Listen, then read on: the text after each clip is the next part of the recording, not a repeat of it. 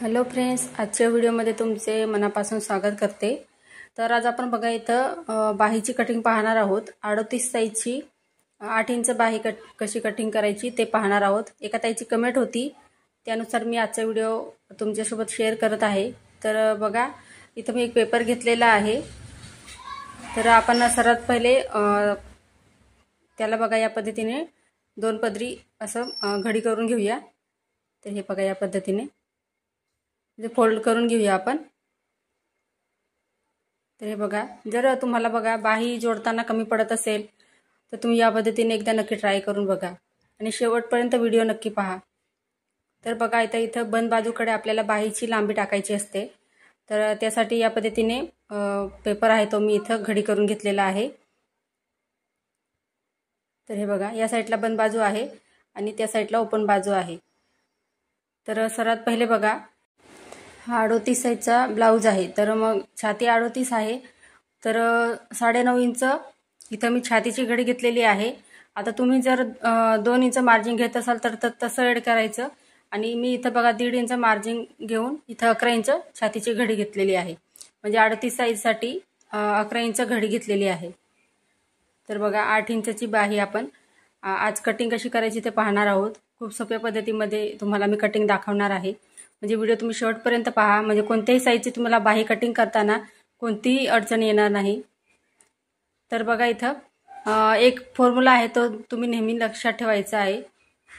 तर बघा इथं 38 साईजचा म्हणजे इथं बघा आपण 9.5 इंच छातीचा चौथा भाग घेतला। 38चा इथं 9.5 इंच चौथा भाग घेतला, प्लस त्याच्यामध्ये 1.5 इंच मार्जिन घेतलेलं आहे मी। तर पहा इथं 1.5 इंच मार्जिन घेतलं तर ते 11 इंच झालेले आहे। म्हणजे 11 इंच आपली ही छातीची घडी झालेली आहे। तर हे लक्षात ठेवायचं, छातीची घडी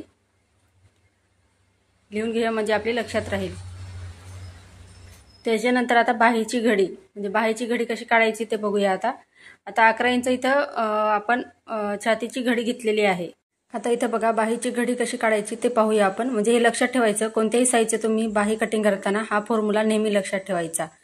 तर बघा इथं 11 इंच मी इथं छातीची घडी घेतली आणि 1 इंच त्याच्यामधून मायनस केलेलं आहे, म्हणजे आपलं उरलं किती 10 इंच।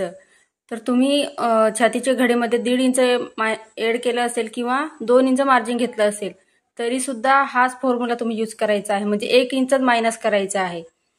तर हे बघा या पद्धतीने आपली इथं छातीची घडी किती झाली 11 इंच आणि त्याच्यामधून मायनस आपण 1 इंच करून बाहीची घडी 10 इंच घेतलेली आहे। तर हे बघा खालच्या साईडला मी 10 इंच वरती मार्किंग केलेलं आहे। आता बघा इथं आपल्याला बाहीची लांबी टाकायची आहे, म्हणजे तुम्हाला जेवढी लांबी बाही पाहिजे तेवढी। तर इथं बघा 8 इंच बाहीची आपण कटिंग पाहतोय, तर 1 इंच त्याच्यात मी मार्जिन ॲड केलंय, कारण शोल्डरमध्ये बाही जॉईंट होते आणि खालच्या साईडला सुद्धा अस्तर आपण जॉईंट करत असतो।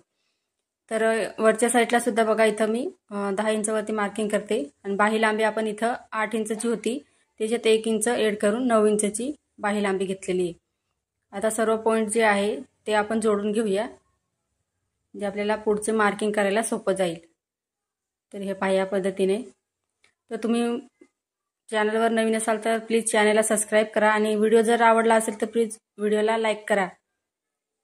तर बघा आता आपल्याला जे आपण खुली बाजू जी आहे पेपरची, तिथून वरून आपल्याला बाहीचा आकार द्यायचा आहे, म्हणजे आपल्याला मुंढ्याचे आकार द्यायचे आहे बाहीला। तर 3 इंचावरती इथं मी मार्किंग केलेलं आहे। तर बघू शकता इथं वरून खाली 3 इंच मार्किंग केलेलं आहे। आणि तुम्ही जर 38 साईजची जर लहान बाही कटिंग करत असाल तर तिथे तुम्ही 2.5 इंच घ्यायचं आहे। आता आतल्या साईडला बघा 2 इंचावरती मार्किंग करायचं। तर 2 इंच जे घेतलेलं आहे आपण, तर ते सर्व साईजसाठी एकच आहे। त्यासाठी थोडीशी इथं बघा तिरकस लाईन वाटत होती, त्यासाठी मी व्यवस्थित स्केलने सरळ करून घेतली। आता पहा या पद्धतीने तिरकस लाईन आखून घ्यायची। तर इथपर्यंत तुम्हाला समजलं असेल। आता पुढे बघा, जिथे आपण 2 इंचचा पॉईंट घेतलेला आहे आतल्या साईडला, तिथून आपल्याला 3 मार्किंग करायची आहे 2-2 इंचावरती। तर हे पहा या पद्धतीने 3 मार्किंग करायचे। त्याच्यानंतर पुढचा जो आहे पॉईंट त्याला खालच्या साईडला अर्धा इंच मार्किंग करायचं आहे आणि पुढचे जे 2 मार्किंग केलेले आहे आपण त्यानं वरच्या साईडला 2 इंच आपलं अर्धा इंच घ्यायचं आहे आणि पहिला जो पॉईंट आहे त्याला खालच्या साईडला घ्यायचं आहे. तर हे लक्षात ठेवायचं. तर तुमची जर बाही जोडताना कमी पडत असेल तर तुम्ही नक्की एकदा या पद्धतीने ट्राय करून बघा. तर पहा असं व्यवस्थित आकार तुम्हाला जमत नसेल तर पहिले पेन्सिलचा वापर करा आणि या पद्धतीने एकदा नक्की ट्राय करून बघा बाही कशी कटिंग करायची. तर हे पहा या पद्धतीने व्यवस्थित असं मार्किंग करायचं आणि डार्क असं फिरून घ्यायचं.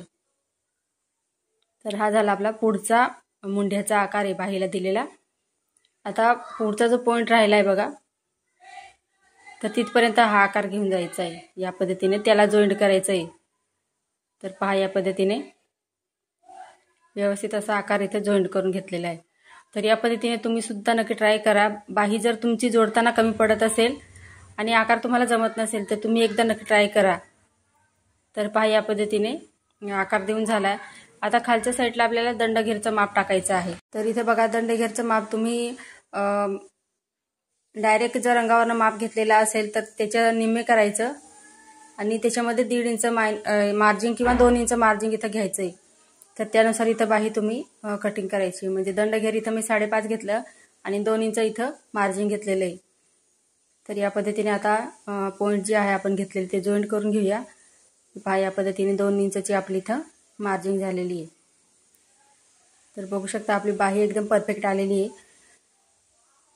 ही बघा 8 इंच 38 साईजची ही आपण बाही कटिंग केलेली आहे 8 इंचची. तर लक्षात राहावं यासाठी इथं लिहून ठेवायचं. तर हे पहा या पद्धतीने 8 इंचची बाही आपली इथं रेडी झालेली आहे. आता कटिंग कशी करायची तर आपल्याला कटिंग पाहायची आहे. तर सर्वात पहिले बघा वरचा जो आकार आहे तो सर्वात पहिले कट करायचा असतो आपल्याला. तर हे बघा या पद्धतीने हा जो पाठीमागचा जो मुंड्याचा आकार दिसतोय म्हणजे वरचा जो आकार दिसतो तो सर्वात पहिले कट करायचा. तर जसा मी इथं तुम्हाला दाखवते त्याच पद्धतीने कटिंग करून घ्यायचंय. आणि इथं दंडघेरचं माप घेतलेलं होतं आपण ते आणि मार्जिंगचं ते इथं दिसतंय तिरकस लाईन ती आखलेली आपण कट करायची आहे. आता बाहीला ओपन करायचं आणि पुढचा जो आपण इथं मुंढ्याचा आकार दिलेला आहे तो कट करायचा इथं.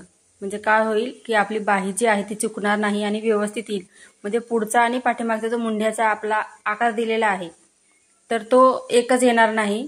तर पुढचा आणि पाठीमागचा वेगवेगळा आकार आपला इथं तयार होणार आहे.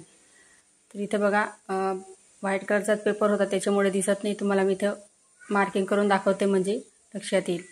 तर जोडताना सुद्धा बाही कमी पडत नाही आणि एकदम व्यवस्थित परफेक्ट अशी बाही तयार होते. तर आजचा व्हिडिओ तुम्हाला आवडला असेल तर लाईक करा, सबस्क्राईब करा. धन्यवाद.